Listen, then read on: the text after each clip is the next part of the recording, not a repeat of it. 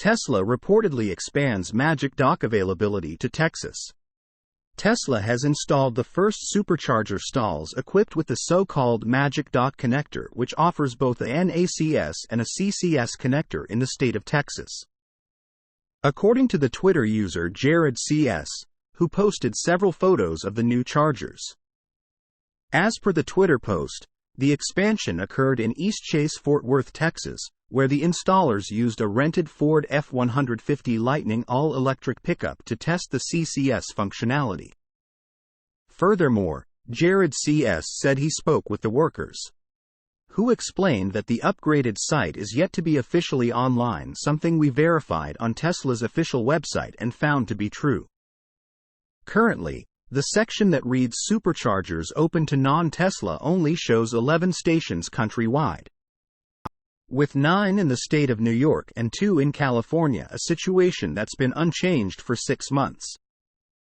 The American EV brand announced its CCS-compatible public chargers in March but has been very slow to ramp up their availability. However, now it seems that the Elon Musk-led company is finally kicking things into high gear, possibly encouraged by the multitude of carmakers that made deals with Tesla to gain access to its 12,000 network of fast chargers in North America.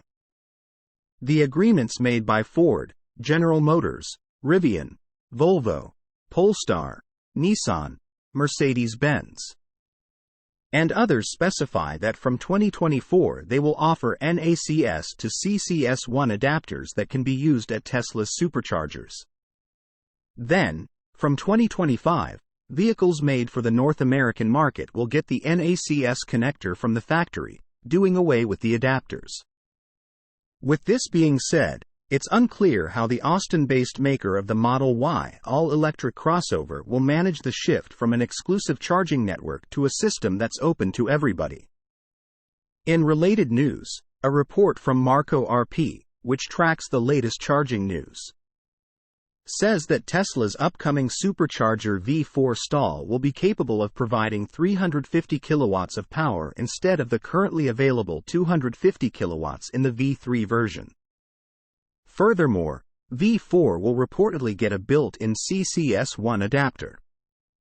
Source: reposted and summarized from Yulia Nistrin at Inside EVS.